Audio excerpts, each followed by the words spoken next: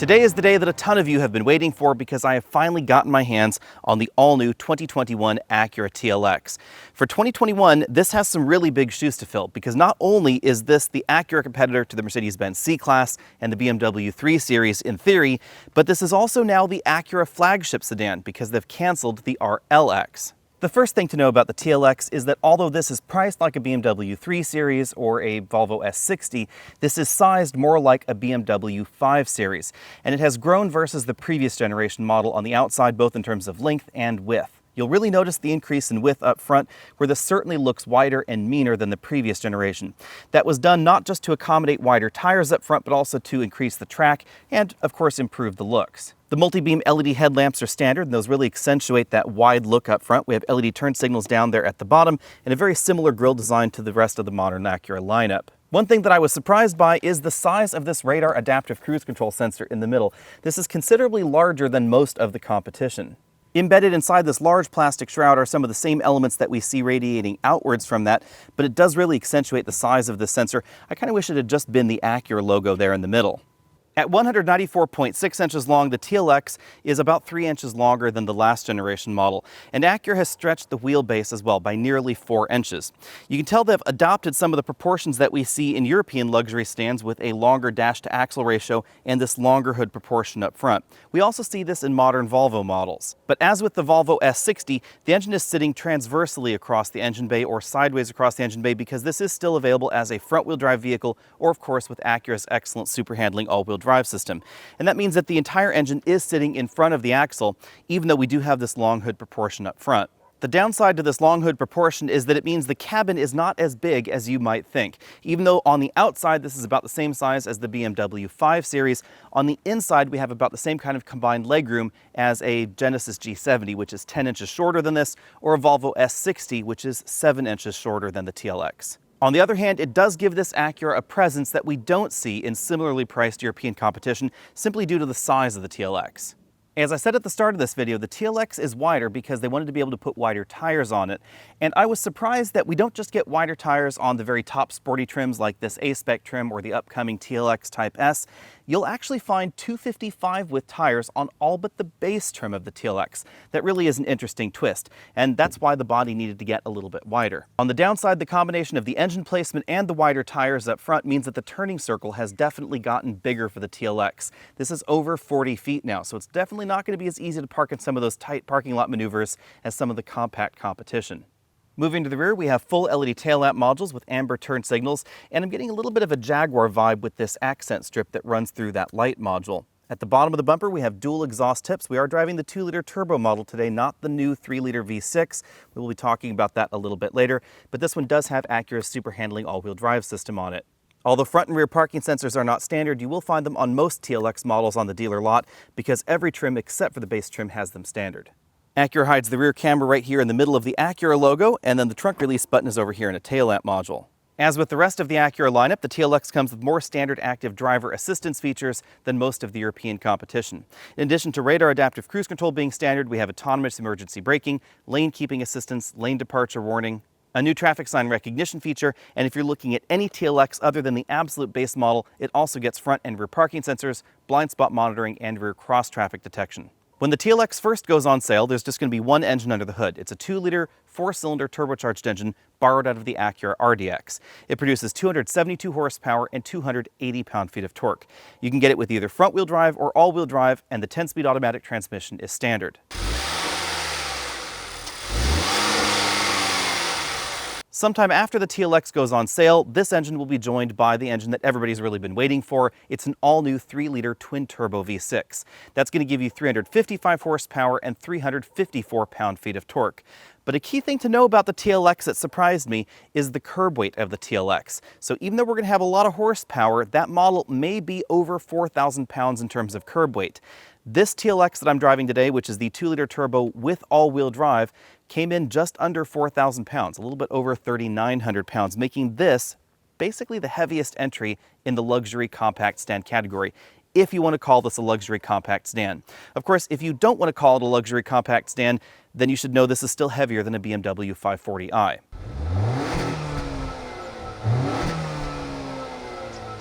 And now we need to talk about super handling all-wheel drive, because SH-AWD is frequently misunderstood and sometimes even mischaracterized by the automotive press. At its core, super handling all-wheel drive is structurally very similar to the all-wheel drive system that we find under the hood and under the body of the Volvo S60. This has a transverse engine up front, a 10-speed automatic transaxle, which means that the front axle and the transmission are all inside one case. There's then a power takeoff unit that sends power to the rear, and then there's a rear differential in the back. But what makes super handling all-wheel drive different than the system that we find in the Volvo S60 is how much power this car can send to the rear axle. In a typical transverse-engined all-wheel drive system, like the one that we find in here, or competitive Buick models, or even the new Lexus ES all-wheel drive, when the clutch pack is connected, it can split power 50-50 front and rear in a straight line. Now, assuming there's wheel slip, then the vehicle could send a bit more power to the rear. But things are different in the super handling all-wheel drive system. The reason for that is the ratio in the rear axle. The rear axle is overdriven versus the front axle. So if the clutch pack is completely connected in this vehicle, the rear wheels will be spinning 2.9% faster than the front wheels.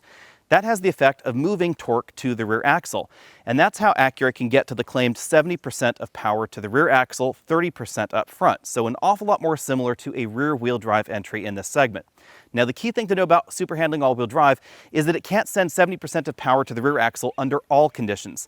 And that's where you get some of the nuanced arguments with super handling all-wheel drive, like in Acura's own press release, where they say that this model can send 40% more torque to the rear axle, but the previous generation could also send 70% to the rear axle. What Acura means by that 40% improvement is that this vehicle can send more power to the rear axle across a wider range of situations, but it's still not going to be 100% of the time. The next thing that makes super handling all-wheel drive unique is that it has a torque vectoring rear axle that can send 100% of the power destined to the rear to a single rear wheel. Obviously, real-world numbers will depend on terrain, driving situation, throttle position, etc., but in theory, this system could send 30% of engine power to be shared by the front wheels, and then 70% of engine power to a single rear wheel.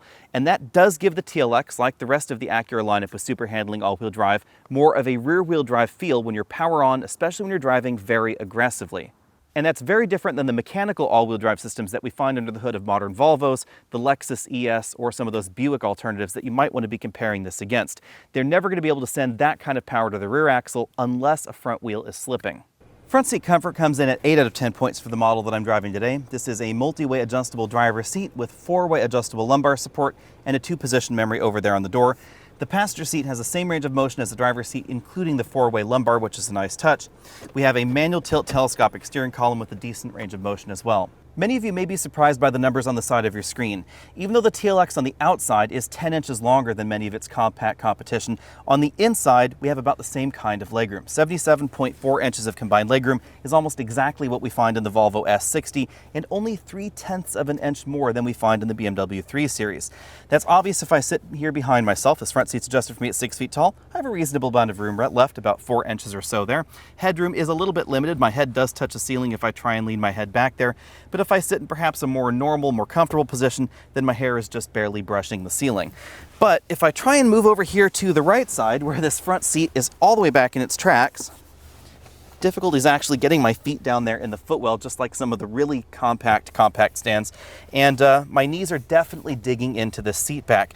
Now, if I really push myself back there into the seat, my knees are just barely brushing it, but clearly, as you can see, this is not going to be as roomy as something like the 5 Series. On the other hand, the rear bench is a little bit wider than some of the compact luxury competition, so if you plan on putting adults across the back, keep in mind the headroom limitations. There's not a lot going on here, but it means that some of those adults may be a bit more comfortable, and more importantly, if you plan on putting child seats, especially a rear-facing child seat right in the middle of your compact sedan, there is going to be more room in here than something like a BMW 3 Series. As with the legroom figures, cargo figures are closer to the average compact luxury sedan than the average mid-sized luxury sedan. With 13.5 cubic feet of storage space, this is somewhere between a BMW 3 Series and a Jaguar XE in terms of accommodation. And like most of those European competitors, we don't have a spare tire under the load floor. And that surprised me because when you lift this up, it looks like you could put a spare tire in there, but if I pull the can of Fix-A-Flat and that foam divider out of the way, we find a battery. What I find a little surprising about this is that I wouldn't be surprised if you could actually fit a compact spare tire around the battery, but at the moment there isn't one offered. I think that's a little bit weird just given the size of this foam insert. You can see how huge this thing is that goes around the battery. If Acura wasn't going to give us a spare tire, I wish that this area was a little bit more useful for storing cargo. Bearing in mind that the TLX is theoretically a compact luxury sedan competitor, I give this cargo area 9 out of 10 points because it's just about the same size as the bulk of the competition. We do have a handy helper handle to help you close the trunk lid.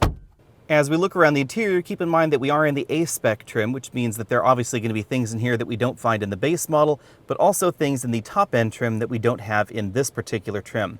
The moonroof is a pretty standard-sized moonroof, just over the driver and front passengers' heads. No panoramic moonroof is available at this moment. The driver and front passenger get height-adjustable shoulder belts and 4-way adjustable headrests. The bolstering on the seat back and seat bottom cushion isn't too aggressive, so larger folks shouldn't have any problem finding a comfortable driving position. And as you can see, the center portions of the seat are perforated because these seats are both heated and ventilated. If we move on over to the front doors, we find a similar combination of materials. We find a stitched armrest right there, a soft touch faux leather insert right there in the middle, and then kind of an odd texture right there at the top of the door. I was surprised by this. If I zoom in closer, you can see that this looks a little bit discordant with the rest of the textures going on the interior. I kind of wish that Acura had given us the same kind of material that we find on the dashboard. We have some imitation metal accents right there with some interesting accent lighting. There are a bunch of different ambient lighting modes available through the infotainment system. We then have plastic speaker grills right there on the door, and then some speaker grills on the A-pillar. This one has the million speaker ELS audio system that's available in the TLX. This is one of the best audio systems available in this segment, I think. I really like the way that it sounds. If we move on over to the dashboard, we have a really elegantly stitched section over here just in front of the passenger. A lot of stitching work going on there. We then have soft touch injection molded plastics below that and a bin style glove compartment. It's just a little too small to fit some of those larger tablet computers inside, however. The infotainment system is the same one that we first saw in the Acura RDX. It's a large widescreen display set quite far away from the driver. If I zoom out, you can see that it's pretty distant from the driver and front passenger. That's to keep this in your eye line, but not to get you distracted by trying to touch it. We have a hazard light button right there that controls for the dual zone automatic climate control, heated and ventilated seats with an auto mode. This is the drive mode selector. We toggle around for the various drive modes, or we push in for the individual mode. Below that, we have the auto start, stop, enable, disable button, auto brake hold, and then this is the hunt and peck style Acura shifter with drive and sport being down here. We just press it again for the sport mode. And the same touch controller for the infotainment system that we find in the RDX. This is a relative position touch controller, so if I put my finger up here in the upper left corner, the cursor in the system is going to be in the upper left corner of the screen. If I put my finger down there on the lower right corner, same thing. Back button, home button. This button changes the cards, and then we have a scroll section for the display right there. Power and volume knob over here with a track forward backward button. There's a little wrist rest, a place where you can put your smartphone right there in the Qi wireless charger, and then 2 very large cup holders. The native software interface is fairly intuitive, and it's certainly snappier than when I first drove this system in the Acura RDX, so it looks like Acura's done a few software updates to this, but it's still not quite as intuitive as a touchscreen system. I really wish that Acura would give up on this particular input method and just give us a touchscreen like we're finally starting to see in some modern Lexus vehicles. This touch controller is infinitely easier to use than the one that we find in the Lexus, and it delivers better feedback as well, but I still would prefer a touchscreen over this touch controller. Let me know what you think about that in the comment section. Between the front seats, we find a padded armrest that opens to reveal a moderately sized storage compartment where we have just one USB input for that infotainment system, a USB charge-only port, auxiliary port, and a power port. On the driver's side, we don't find a full LCD instrument cluster. Instead, we have a physical tachometer and speedometer, and then a color multifunction display in the middle. I was a little bit surprised by this when a lot of the competition that started out with smaller displays or physical displays in their base trims and had optional 12-inch screens have now made 12-inch screens standard across the lineup for 2021. So I had expected Acura to give us a full LCD. This does, however, give us a lot of detailed information. We can see the status of the super handling all-wheel drive system, vehicle's active safety systems, infotainment, turn-by-turn navigation directions, tire pressure readouts, etc. And in this display is also where we'll find things like the coolant temperature and the fuel level. Moving out from there, we have what I think is my new favorite steering wheel in this segment. It's not as thickly rimmed as some of the thickest steering wheels, but I think it's a really good size. And the sport grips up top and in this area are a really nice ergonomic design. It also has a flat bottom to make getting in and out of the vehicle a little bit easier, and paddle shifters on the back. We have up on the right and then down on the left. On the right side of the steering wheel, we find the controls for the radar adaptive cruise control, as well as the lane centering system. This button and knob arrangement controls that multifunction LCD in the middle, and on the left side, we have infotainment controls. Let me know if you think I'm being too critical about it, but my problem with this particular piece of material is that it just doesn't match the other materials that are going on the inside, including the section that's the upper section of the dash, that's actually hard plastic right there, or the section that's on top of the instrument cluster, that's a soft touch material. This is stitched material on either side of the instrument cluster, and of course this gorgeous stitched section of the dashboard as well. Let's get the numbers out of the way first, and then we'll talk about how this vehicle compares. 0 to 60 time happened in my preliminary tests in 5.7 seconds. But the thing you should know is that I wasn't able to 0 to 60 test this in the same location that we 0 to 60 test everything else, even though I am driving this at home. I just haven't had this for that long. In our 60 to 0 braking test, it took 123 feet for this model to stop from 60 miles an hour back to 0. The 0 to 60 time puts this ahead of entries like the base version of the Audi A4 or the base version of the Volvo S60, but behind the Volvo S60 T6, which is going to be the model that you have to get in order to get all-wheel drive, also slower than something like the BMW 330i or the Mercedes-Benz C300. Mercedes recently upped the power in the C300, and that definitely has given it better base model performance. The 60 to 0 stopping distance, on the other hand, is certainly long for this segment. There are a number of the key competitors that will stop around 110 to 115 feet, even in base or near base entries. I was surprised by that, of course, because this model does have 255 width tires, which are pretty wide. I think the reason for the stopping distance is the fact that these are not overtly performance-oriented 255 width tires. These are Michelin touring tires, I guess is the best way to describe the Primacy series. And then there's the curb weight. The TLX is pretty heavy for this segment. This model weighs over 3,900 pounds. And most importantly, that puts this several hundred pounds heavier than most of the European competition. And that is going to affect the braking score, the handling scores, pretty much everything about driving the TLX out on the road. But on first glance, it really appears that Acura has worked some incredible magic with this TLX, because if you start driving this harder, it is an incredible amount of fun. And it is very easy to push this vehicle to its limits, especially in the corners, because the super handling all-wheel drive system will cut a tighter corner if you're throttle on. So this is the kind of vehicle that just begs to be driven harder. It's very, very easy to drive this at 8 to 9/10 of its limits. Really, none of the competition has that same feel out on the road. A BMW 3 Series with all-wheel drive is not going to feel quite as eager to be pushed. A Mercedes-Benz with all-wheel drive, same sort of thing, and certainly not the plug-in hybrid Volvo. The amount of grip that these tires give you is not quite where I would want it to be, but that is something that is very, very easy to change yourself, and you are not going to be able to change the driving dynamics of a vehicle yourself. The torque vectoring all-wheel drive system, the ability to send more power to the rear axle, just puts this in a different handling category than something like the Lexus ES. Honestly, even different than something like the Lexus IS, because the IS with the 2-liter turbo doesn't give you this kind of performance. It is significantly slower, significantly less fun out on the road, even though it's rear-wheel drive. It has a really nice, precise feel. I think a better feel than the TLX, but better doesn't necessarily mean more fun all the time, and this TLX is just an awful lot of fun. This is the kind of vehicle where you want to enter the corner slowly, and then you want to floor it in the corner just to feel that rear end shift around. It is a hoot and a half.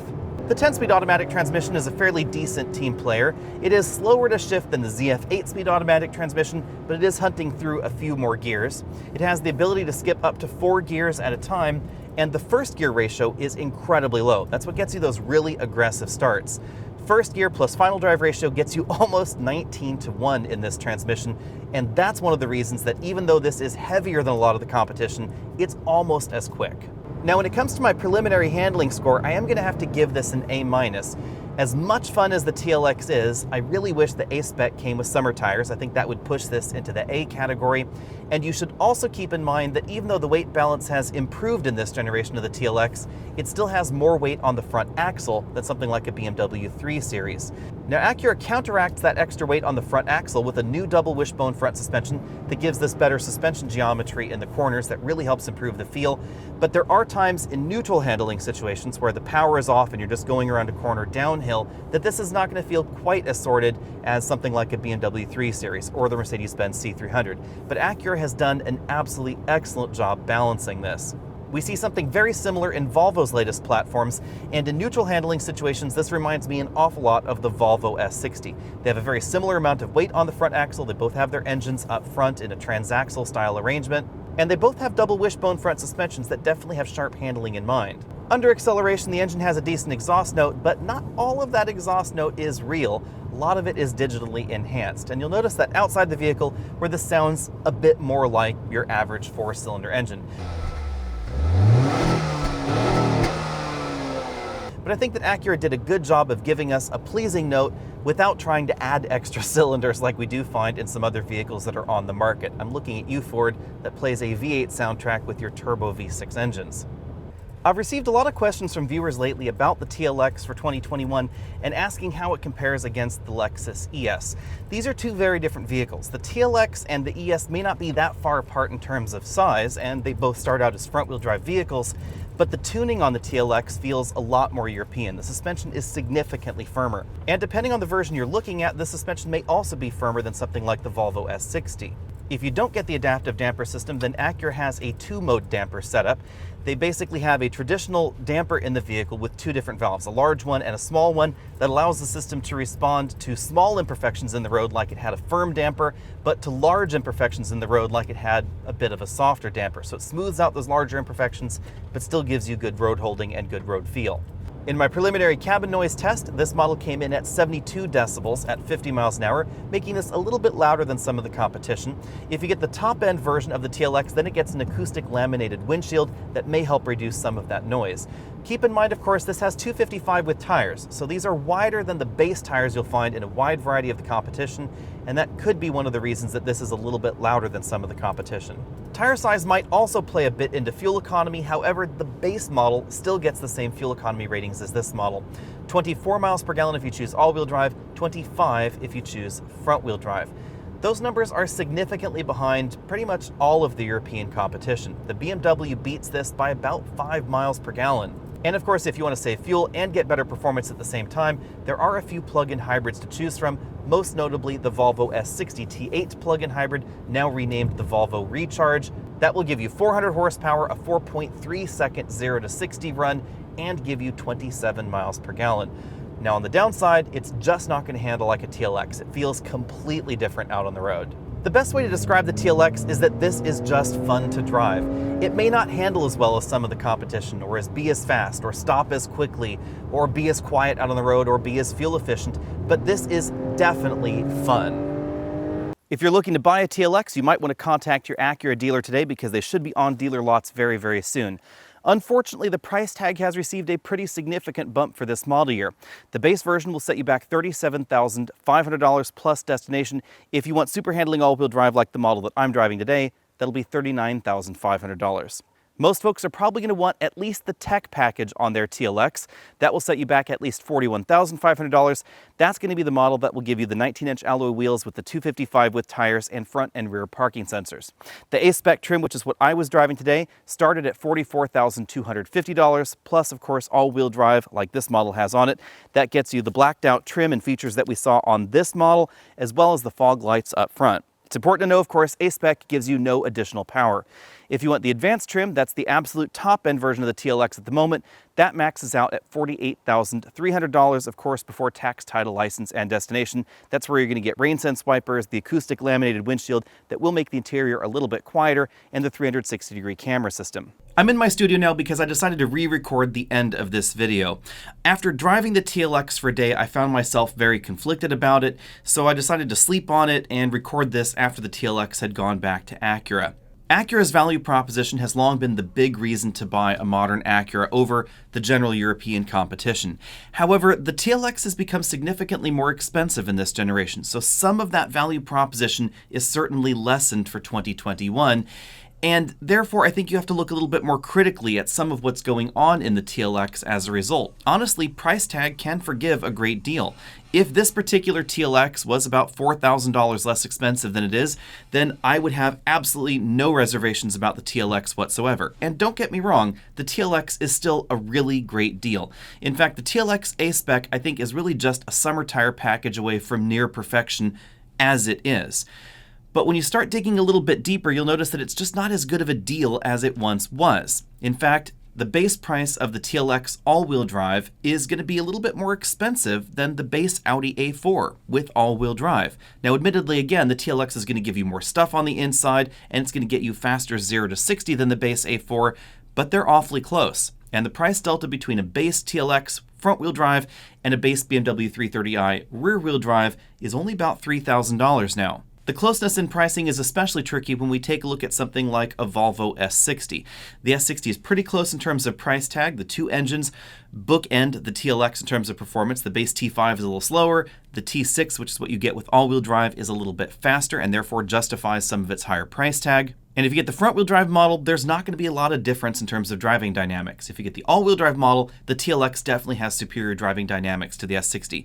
The TLX is just so much fun to drive. I can't say that enough. It was an absolute hoot and a half to drive out on the road, even though the grip numbers are not exactly where some of the competition is. But that could easily be fixed with summer tires, and summer tires would likely also improve the stopping distance. I really wish Acura would give the TLX a summer tire option. I think that would be an absolutely perfect fit for the TLX, and it would solve some of the complaints or worries that I had about this particular model. The other area that got me a little conflicted, honestly, was interior parts quality, something I don't talk too much about here at Alex and Autos because generally most car companies out there have a fairly even assortment of materials on the inside as far as fit and finish and feel and perceived quality goes. But the TLX was a little bit more of a mixed bag than I was expecting, especially on the driver's left side of the cabin, where we have a top to the door that felt a little less premium than I was expecting. Then we have the hard plastic upper section of the dashboard, the injection molded midsection of the dashboard, a different injection molded plastic on the upper section of the instrument cluster, and then the stitched inserts that are sort of in the middle of the dashboard. And then the A-pillar fabric and the ceiling fabric weren't exactly the same either. It surprised me a little bit that we had that sort of thing going on there. It's also worth noting that even though the TLX is less expensive than a lot of the luxury competition, the price tag is narrowing, and in the TLX we don't have as many premium materials. So we don't find real metal trim, we don't find real wood trim inside the TLX at this point in time. The speaker grills are plastic, etc. And as we move into the European competition, some of the difference that you see in price tag is the fact that the more expensive versions of the competition will have real leather on the dashboard, not imitation leather. They'll have higher grades of leather on the inside. They'll have real wood, real metal, all that sort of thing going on, and that's all going to cost money. So the TLX is definitely a good buy, but I think it's about $3,000 to $4,000 away from being an extremely good buy, as I was sort of expecting the Acura to be. And maybe that's really the origin of my complaints. Maybe my expectations were a little unrealistic. Maybe I was expecting Acura to deliver something that was absolutely earth-shattering for a crazy low sticker price, and instead we have a really great deal in the compact luxury segment, which is not a bad thing at all.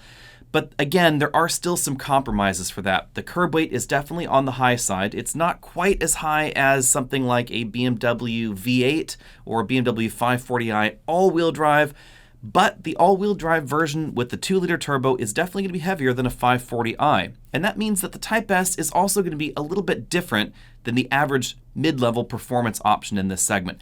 I would be surprised at this point, based on what we see from the TLX, if the Type S was faster than an Audi S4, or faster than a Volvo S60 T8 perhaps even, because the T8 is pretty quick even though it's on the heavy side. I also don't think it's going to be as quick as the M340i or C43 AMG. Now, Acura may pull a rabbit out of their hat because the 10-speed automatic transmission definitely has some very quick downshifts. And of course, speaking of that 10-speed automatic, I should clarify here that it's definitely not as engaging as the ZF 8-speed automatic that we find in most of the competition. It's not quite as quick shifting, but it still, I think, is a pretty decent transmission. It's definitely better than the old 9-speed, and I also think it's a little bit more engaging than the 8-speed that we find under the hood of the Volvo S60.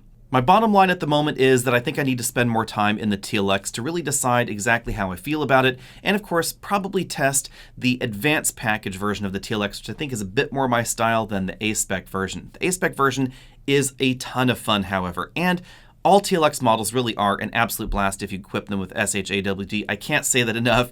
This is the kind of vehicle where it begs you to drive it at 8 or 9/10 of the limit. But the trouble with that, in a way, is that when you're at 9/10 in a car, you can tell where 10/10 is, and without summer tires and because of the added weight that we find in the TLX, you can tell that 10/10 is a lot further away from 10/10 in something like a BMW 330i with an M Sport package or with the wider tires, etc. There are definitely going to be entry-level engine options in the competition that will handle a little bit better out on the road, but they're going to cost you more and they may not necessarily be that much more fun. Let me know what you think about all that down there in the comment section below. What do you think about the 2021 TLX? And what do you think about Acura's decision to make this BMW 5 Series sized on the outside, but BMW 3 Series sized on the inside.